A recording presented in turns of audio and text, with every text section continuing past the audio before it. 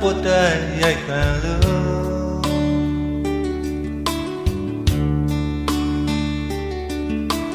ခေါင်းလောင်လေးများထိုးနဲ့လိုက်ခံလို့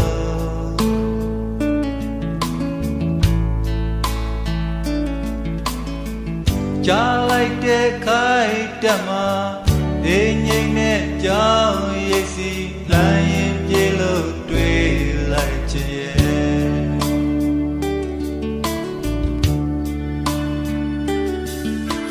ဒီငယ်ကလေးတို့ရုပ်တရက်ထပြန်စေ